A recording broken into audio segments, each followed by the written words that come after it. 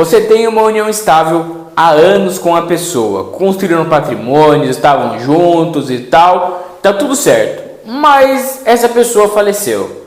E aí os filhos querem entrar com o inventário, mas querem excluir você. O que você pode fazer nessa situação? Como resolver isso? Tem como provar a união estável com ele já falecido? Calma. Eu já vou te explicar. Antes disso, me responde. Você conhece o meu canal? Meu nome é Carlos, eu sou advogado, especialista em direito das famílias e por aqui você vai ver vários conteúdos referentes à sua família, os direitos que você tem, de guarda, visita, pensão, divórcio, união estável, de tudo que você possa imaginar que é importante para vocês, tá bom? Então já segue o canal aqui, já compartilha, já curte o vídeo e bora lá entender como funciona essa questão da união estável. Gente, união estável é aquela relação que é muito parecida com um casamento, mas que não foi regularizada pelo casamento. Então vocês estão juntos, vocês vivem como uma família, é público, todo mundo sabe tal, às vezes tem até filhos, mas vocês não casaram, vocês não botaram no papel lá no cartório, não fizeram tudo bonitinho. Essa situação gera direitos muito parecidos com o casamento e a nossa legislação vem mudando para tornar eles cada vez mais parecidos.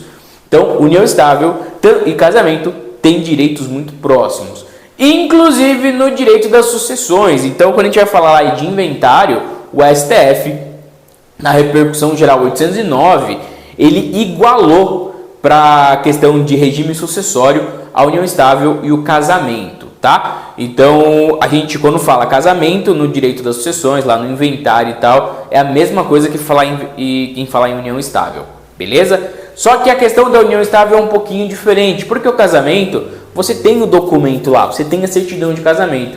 E a maior parte das uniões não estão regularizadas. Você não fez uma escritura pública, você não fez um contrato particular. E aí, isso pode te gerar um problema. Porque chega lá, vamos supor, o seu companheiro, sua companheira faleceu, e os outros herdeiros não querem que você faça parte da divisão do patrimônio.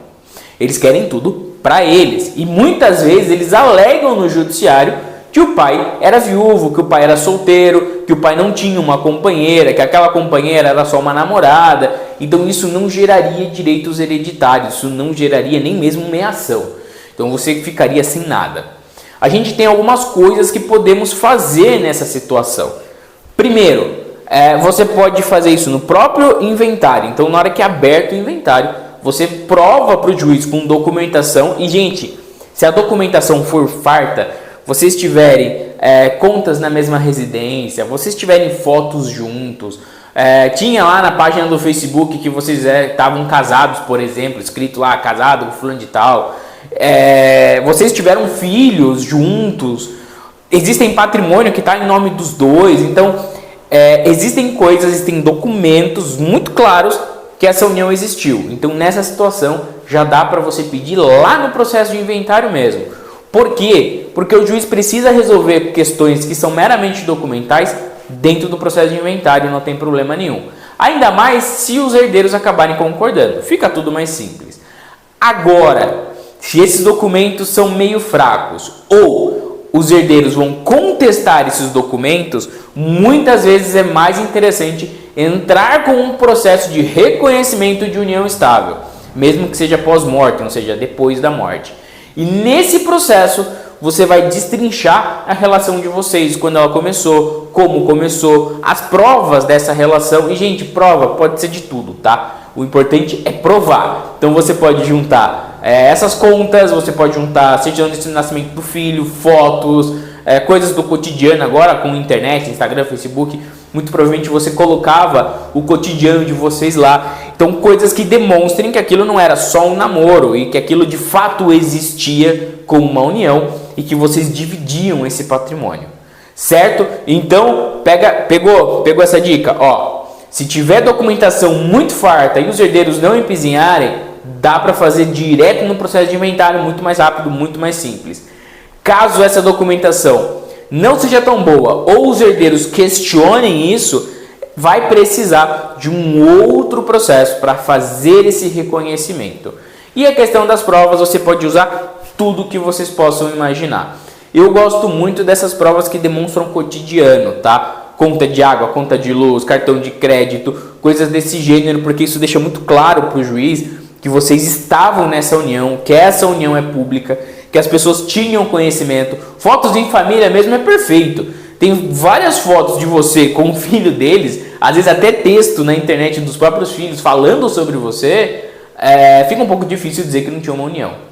E aí o que acontece? Com essa união provada, demonstrada, muito provavelmente vai ser no regime da comunhão parcial de bens. Porque vocês provavelmente não fizeram a documentação, certo? Se não fez documento, aplica-se o regime geral. O regime geral que é utilizado é o da comunhão parcial. O que isso quer dizer? Os bens que você tinha antes de casar, antes de ter a sua união estável, são só seus ou só dele e não se comunicam. E aí você vai herdar esses bens, você vai disputar a herança junto com os filhos. Agora, os bens que foram adquiridos após a união de vocês, você tem direito automaticamente à metade, que é o que a gente chama de meação, porque em tese esse metade desse patrimônio já é seu, tá bom? Existem as outras regrinhas lá, provavelmente já tem algum vídeo sobre comunhão parcial de bens, mais pra frente eu vou atualizar isso para vocês, mas essa é a regra, tá? Essa é a ideia. Gente, esse tipo de coisa não pode demorar para fazer, tá? Principalmente o inventário, porque isso vai gerar algum custo para você se você demorar. Não demore, faça o mais rápido possível. Outra dica, essa situação de demonstrar união estável pode virar um negócio muito complicado. Procura um cara que entende, procura um advogado ou uma advogada que seja especialista no assunto, tá?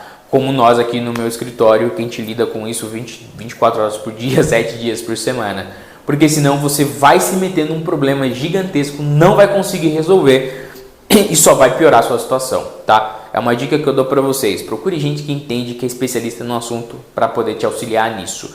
E se você quiser saber mais, quiser conversar comigo, quiser tirar alguma dúvida, quiser até agendar uma consulta aqui no escritório, tem todas as minhas redes sociais, WhatsApp, Instagram, tá tudo aqui embaixo na descrição. Clica lá, manda uma mensagem que eu vou adorar receber vocês por aqui. Então, eu vou ficando por aqui e até a próxima. Tchau!